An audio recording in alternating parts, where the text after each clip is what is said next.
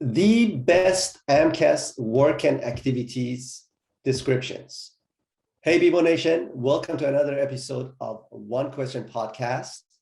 We have nothing to sell you in this video or this episode, whether you're listening or watching this, just pure strategies and content. We just want to help to make sure everyone has access to the same information for the admissions process.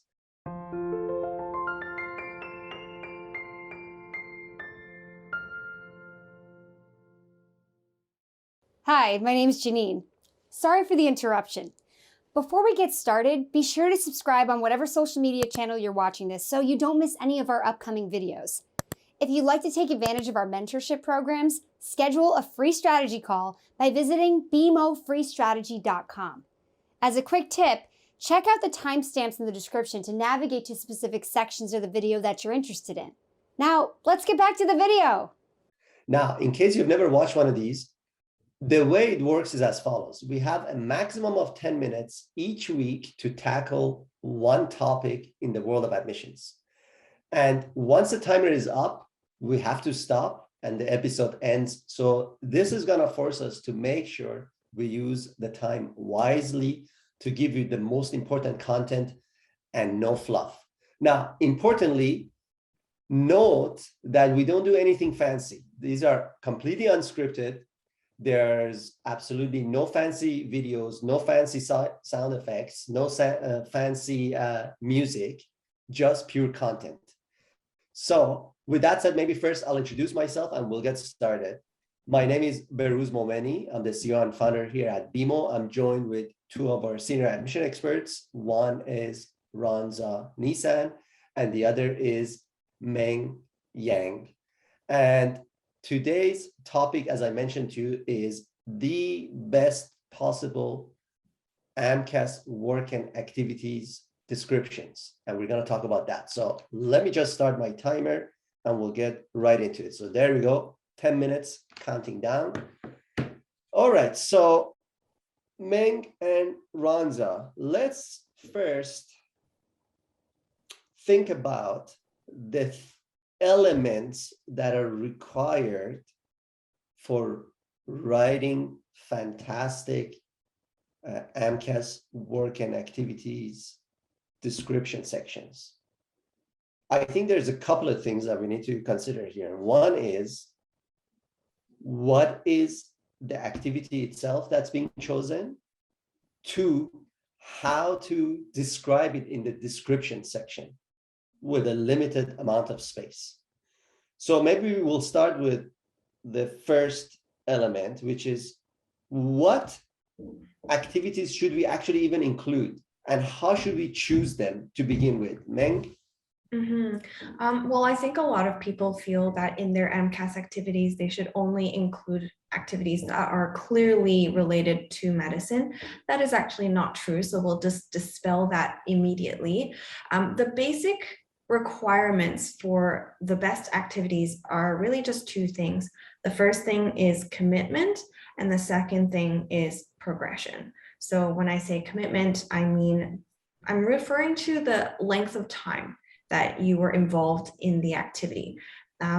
Activities that you were involved in for longer will allow you to demonstrate perseverance, lots of qualities essentially that medical schools are looking for. And also admissions committees are very, very careful when they scrutinize your list to see if there's anything that you did just to check off a box, right? That does not showcase great qualities for you as a future physician. In terms of progression, this is your capacity to grow within the time that you are committed with the activity. Of course, the length of time will help with that. The longer you're with an activity, the more opportunities you have to progress. For example, you might start off as a volunteer, you might move into a committee leadership position, and then maybe you're leading that organization in the last year or two that you're involved. That's a really good demonstration of progression, and you can showcase a lot of different traits through that progression, ending off with some really great ones like leadership, communication, and collaboration. Makes perfect sense. You know what, while you were describing this, I was actually thinking of how we select employees and evaluate them here at BeMo, which is exactly the same. And I'll explain. We always say actions speak louder than words. So if you've committed to something in the long term, I can feel a little bit more secure that you're not faking it just so that I believe that, hey, you're interested. I just get you into med school and then you're a totally different person. Because it's so much you could fake it. You can't fake something for years. You could fake something for a few months. Two, do you have patience? Do you understand your own limitations that you got to start somewhere and progressively get better? And getting better requires time. Obviously, you could speed that up by working 24/7 or practicing whatever that craft is 24/7. Just assuming at a normal course you're moving forward, things are going to take time. And this is something that's absolutely required patience as a future physician. The training is very long, it's very tedious, is very hard. And it keeps progressively harder before eventually it becomes a little bit easier as the person becomes an expert.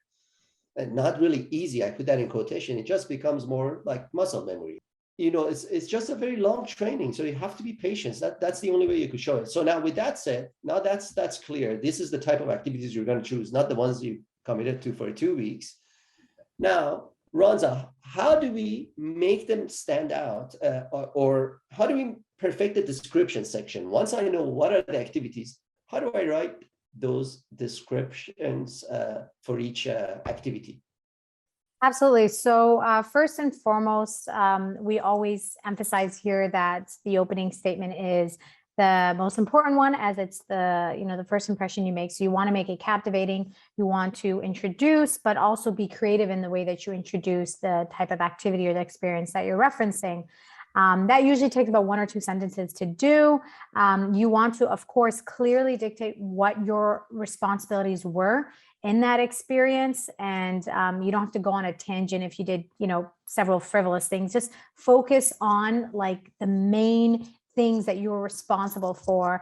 And of course, you want to do this by demonstrating through an example interaction or an observation or whatever it was that that experience embodied. So this is where you also can show and not just tell us what you did. And then more importantly, then you could identify what you learned, what qualities, what skills, what interpersonal skills were refined or gained in that experience. And then you want to end it with a conclusive, but also creative, lasting impression that really brings in the experience all together. And you really have to be concise when you do this, because you can go on a tangent and talk about something. And you want to just make sure that you focus on briefly, explaining the experience, your responsibilities. If you have room to kind of go into sort of showing and not just telling, highlighting what you learn, and then wrap up with why is this important moving forward. And I think I've seen students definitely do that in a very concise but creative way. So it's definitely sense. Doable. Maybe we'll do 1 or 2 examples given our time limit. Meng, can you give us an example of what's the activity and then what is the description? Sure. I have here an example of a description for a medical scribe activity, which, despite what we said earlier, is a clinical type of experience. But I think what we can take away from this is, the kinds of information that you will want to include. This one is a little shorter than the allowed space in an AMCAS activity description, but it kind of goes through all the different components that you would want to include. So I will go ahead and just read this out. I recorded patient histories and gained trust through attentive listening, organized patient charts and updated data in electronic systems while maintaining confidentiality. I liaised between physician assistants, physicians, and other healthcare professionals in our multidisciplinary team. I learned the value of active listening and patient-centered care and developed strong interpersonal and communication skills, resulting in my promotion to lead scribe. This obviously is an activity that this person engaged in for more than just a couple of months. as you can tell by their promotion that they described at the very end. And I think, you could add more to this for sure, but like Ronza described earlier and outlined, this particular example clearly outlines the person's roles and responsibilities, and they did a good job of prioritizing the discussion of those that are impactful rather than just talking about like the random little responsibilities they might have also had in this role. And I think it's really great that they highlighted their collaboration with other healthcare team members. And they also, of course, demonstrated their leadership, commitment, progression in describing how they progressed through the role. Yeah, and you know what? I like that it was concise. Again, if you're writing any sort of, AMCAS personal statement, work activity section, etc., you need to understand that the person is probably going to have about 30 seconds to read your application amongst tens of thousands of other applications. More concise, the more likely it actually gets read than if you're just trying to put a lot of fluff in it. Especially when it's not a personal statement, so you don't need to make it, look any fancy. Even a personal statement should not be fancy. It should be just plain English that's easy to read. But I think that makes perfect sense. That was a good example. Any final thoughts in our last 50 seconds? Yes, to add to actually rolling off of what Meng said, because you are limited in space, you want to be concise.